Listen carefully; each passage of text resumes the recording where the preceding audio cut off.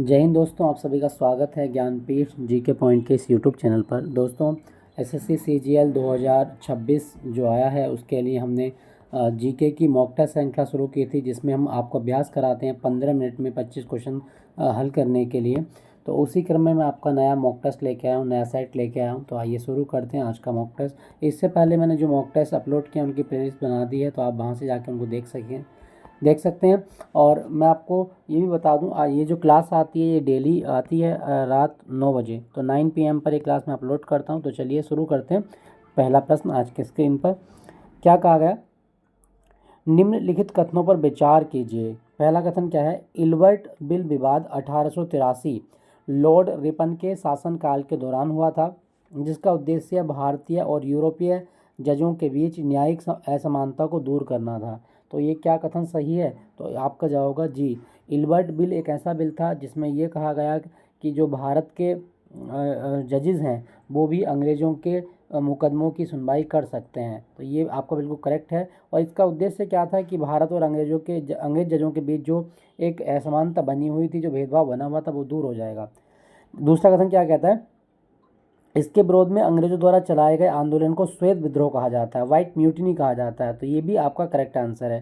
देखो, अंग्रेजों ने ना इस बिल का विरोध किया। बिल का विरोध इसलिए क्या, अंग्रेज ये कहते थे कि इंग्लिश जो है वो सुपीरियर हैं rather than compare to Indian. तो उनका ये कहना था कि अंग्रेज जो जज हैं ना वो भारत के जजों से बहुत ज़्यादा सर्वश्रेष्ठ हैं और भारत के लोग हमारे गुलाम हैं। किसी गुलाम देश का व्यक्ति जज बनकर हमारे मुकदमे की मतलब पैरवी करे या हमारे मुकदमे पे अपना डिसीजन दे, ये हम कतई बर्दाश्त नहीं करेंगे। तो अंग्रेज़ लोगों ने क्या काम कर दिया, अपना एक विद्रोह छोड़ दिया। हालांकि इल्बर्ट बिल बाद में वापस ले लिया गया था ब्रिटिश के द्वारा। तो ये आप याद रखें। और ये दोनों कथन ही आपके सत्य हैं कि इल्बर्ट बिल लॉर्ड रिपन के काल में आया था, ये भी सही है। और इसको श्वेत विद्रोह, इसके विरोध में श्वेत विद्रोह हुआ था, तो ये भी सही है। आपके ऑप्शन सी सही है। कथन 1 और 2 दोनों सही हैं। क्लियर, याद रखिएगा, ऑप्शन सी आपका करेक्ट आंसर है। अगला प्रश्न क्या कहा गया, चोल प्रशासन के संदर्भ में गांव की प्रशासनिक सभा और सभा महासभा के कामकाज का विस्तृत विवरण किस प्रसिद्ध शिलालेख से मिलता है? दोस्तों, चोल काल दक्षिण भारत में चोल वंश जो है वो दक्षिण भारत का एक बहुत ही प्रसिद्ध राजवंश हुआ। और इसके कार्यकाल की जानकारी जो मिलेगी ना, चोल वंश की जो जानकारी मिलती है वो मिलती है उत्तर मेरूर अभिलेख से। उत्तर मेरूर अभिलेख जो आपका तमिलनाडु में पाया गया था, तमिलनाडु में ये देखा गया। तो उत्तर मेरूर अभिलेख से चोल प्रशासन के संदर्भ में जानकारी मिलती है। क्लियर, याद रखिएगा। दोस्तों, अगर आपसे पूछा जाए कि चोल वंश की स्थापना किसने की थी, तो चोल वंश का संस्थापक है विजयालय। और चोल वंश का जो संस्थापक विजयालय है, ये किसका सामंत होता था? तो आप बताएंगे पल्लव वंश का ये सामंत होता था। तो पल्लवों का सामंत था। फिर पल्लव वंश के बाद इसने किसकी नींव रखी थी? तो चोल वंश की नींव रखी थी। तो ये जरूर याद रखना कि चोल वंश से पहले कौन सा वंश था? तो पल्लव वंश। पल्लव वंश के पतन के बाद चोल वंश की नींव रखी थी विजयालय ने। ऑप्शन आप याद रखिएगा। तो इसका सही आंसर क्या होगा? चोल प्रशासन की जानकारी उत्तर मेरूर अभिलेख से मिलती है। आपका आंसर बी सही है। अगला प्रश्न, गुप्त काल के प्रसिद्ध संस्कृत साहित्य के संदर्भ में निम्नलिखित में से कौन सा युग्म सही सुमेलित नहीं है? ये हमें बताना है। तो कौन सा सही सुमेलित नहीं है? मृच्छकटिकम किसने लिखी है? शूद्रक ने लिखी है, तो ये आपका सही है। देवी चंद्रगुप्तम विशाखदत्त ने लिखी है, ठीक है, ये भी सही है। किरातानुवर्जियम भारवी ने लिखी है, तो ये भी सही है। बुद्ध चरितम कालिदास, तो बुद्ध चरितम कालिदास ने नहीं लिखी है, ठीक है। बुद्ध चरितम की रचना किसने की है? तो बुद्ध चरितम की रचना की है अश्वघोष ने। तो बुद्ध चरित किसने लिखी, या चरितम सॉरी, तो वो है अश्वघोष। तो ये जरूर आप याद रखिएगा, बुद्ध चरितम अश्वघोष के द्वारा लिखी गई है, ठीक है। आपका ऑप्शन डी जो है वो गलत सम्मिलित किया गया है। क्लियर, याद रखिएगा। अगला प्रश्न क्या कहा गया, वर्ष 1928 में साइमन कमीशन के बहिष्कार का मुख्य कारण क्या था? ये हमें बताना है। जो साइमन आयोग आया था उसके जो विरोध हुआ वो क्यों हुआ था और ये क्यों आया था? देखो, इसके बारे में बताऊं, आपने पढ़ा होगा कि भारत सरकार अधिनियम आया था, गवर्नमेंट एक्ट 1919। इसमें जो प्रावधान किए गए थे, भारत सरकार अधिनियम 1919 में जो भी प्रोविज़न थे उनकी समीक्षा के लिए और भारत में संवैधानिक सुधार के लिए, राजनीतिक सुधार के लिए अंग्रेज़ों ने, या जो ब्रिटिश क्राउन था उसने क्या भेजा था? तो वो एक आयोग भेजता है कि जाओ आप रिव्यू कीजिए जो भारत सरकार अधिनियम 1919 में जो प्रावधान हमने किए थे क्या वो सही है, भारत में क्या संविधान बनाने की आवश्यकता है या नहीं है, राजनीतिक सुधार की आवश्यकता है या नहीं है। तो 1919 के भारत सरकार अधिनियम को रिव्यू करने के लिए साइमन कमीशन भारत आया था। और इस कमीशन की सबसे खास बात ये थी कि ये भारतीयों के लिए संविधान बनाने की बात करता है, लेकिन इसमें सारे के सारे कितने मेंबर थे, 7 मेंबर, सातों के 7 मेंबर जो थे वो अंग्रेज थे। अब भारतीयों के लिए संविधान बन रहा है, बना कौन रहे हैं, सारे अंग्रेज बना रहे हैं, तो संविधान कहीं ना कहीं गलत तरीके से बनाया जाएगा या इसको मतलब राजनीतिक सुधार जो होंगे वो गलत तरीके से सुधार होंगे। तो इसके लिए इसका बहिष्कार हुआ। क्यों? इसका मेन कारण यही था क्योंकि इसमें 7 के 7 जो सदस्य थे वो अंग्रेज थे और कोई भी भारतीय सदस्य नहीं था। इसके लिए इसका विरोध हुआ था। और साइमन कमीशन जो था ना ये 1928 में फरवरी में मुंबई पहुंचा था। तो ये भी आप याद रखिएगा।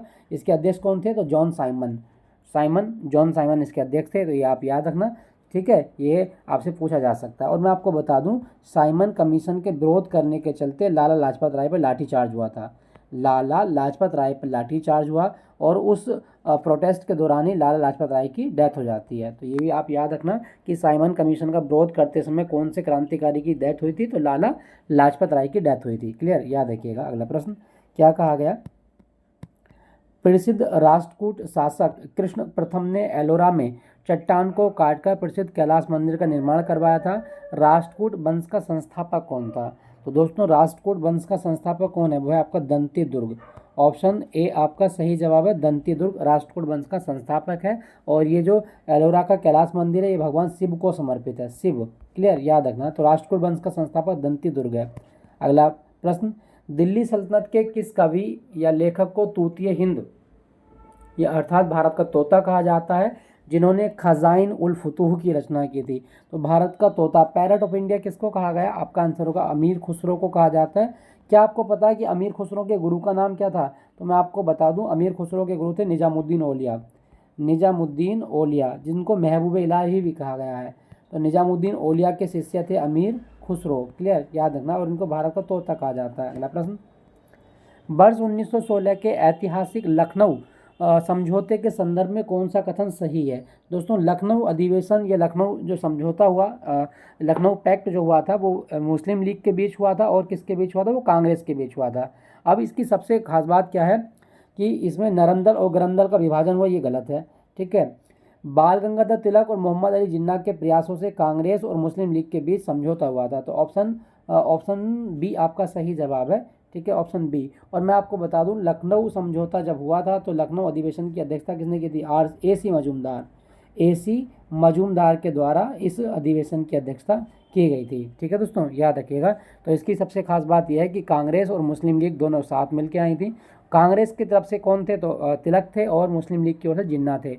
ठीक है, याद रखिएगा। तो बहुत ऐतिहासिक समझौता है और इसी समझौते के चलते मोहम्मद अली जिन्ना को हिंदू मुस्लिम एकता का अग्रदूत भी कहा था। किसने कहा था? जवाब होगा सरोजिनी नायडू ने कहा था। ये भी आप याद रखना। तो लखनऊ पैक्ट 1916। अगला प्रश्न, सिंधु घाटी सभ्यता के किस स्थल से विशाल स्नानागार और उन्नत जल प्रबंधन प्रणाली के साक्ष्य मिले हैं? तो आप बताइएगा। ऑप्शन बी, मोहन जोदड़ो और धोलावीरा से जो है ये विशाल स्नानागार और आपका जो जल प्रबंधन प्रणाली है उसके अवशेष देखे जाते हैं। ऑप्शन बी आपका सही जवाब है। अगला प्रश्न, भारत में दक्षिण पश्चिम मानसून के आगमन के संदर्भ में मानसून का प्रस्फोट, बस्ट ऑफ मानसून का क्या अर्थ है? दोस्तों मानसून का बस्ट होने का मतलब क्या है? देखो, जब बस्ट होगा तो मतलब क्या है कि बहुत तेज़ गति से बहुत तेज़ बारिश का मौसम होने वाला है, मानसून आ चुका है, भारत में बारिश होंगी। तो इसका आंसर क्या होगा?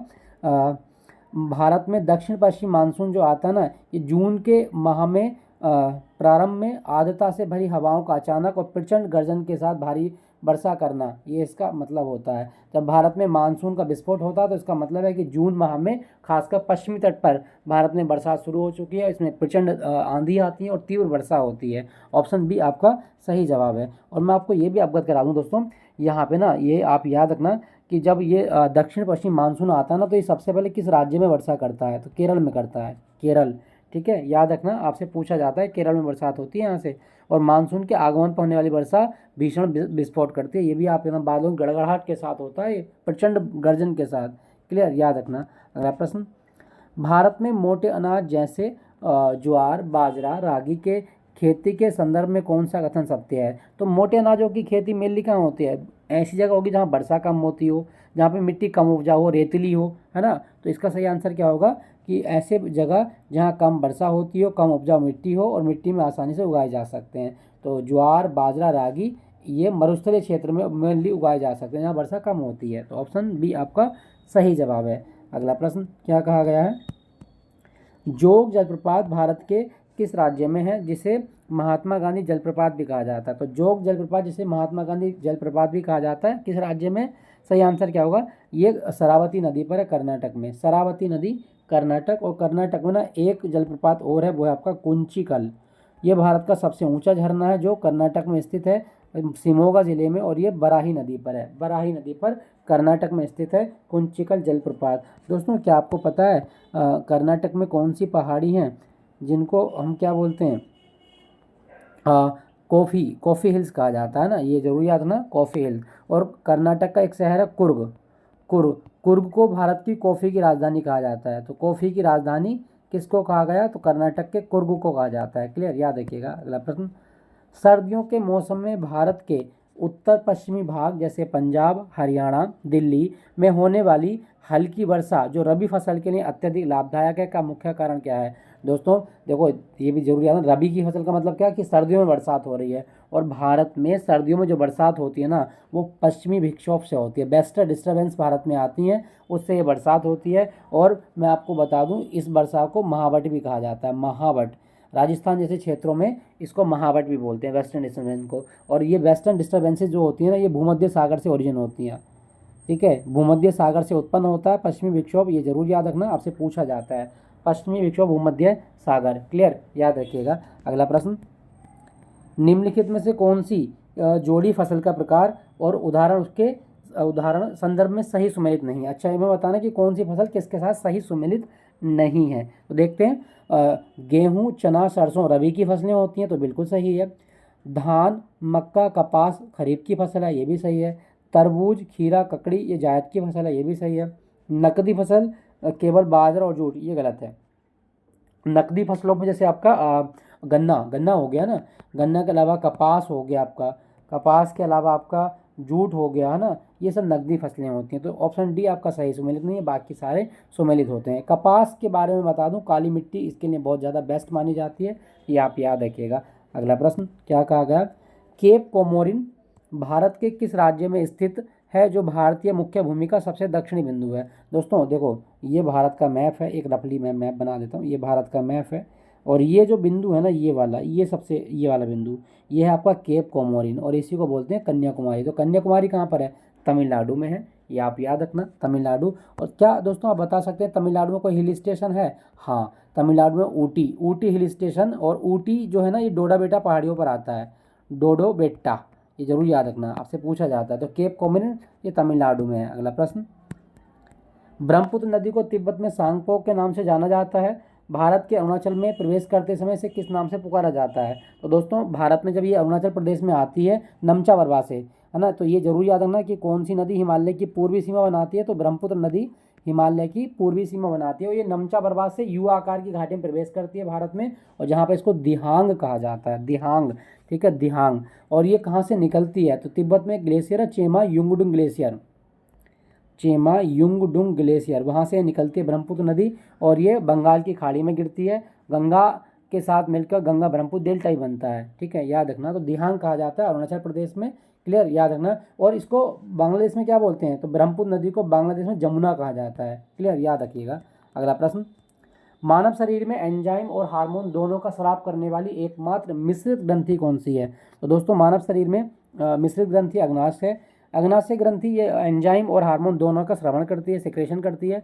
ठीक है, याद रखना। और ये मानव की एकमात्र मिश्रित ग्रंथि है, अग्नाशय। क्लियर, याद रखना। पैनक्रियाज इसको कहा जाता है, और पैनक्रियाज में ही इंसुलिन निकलता है।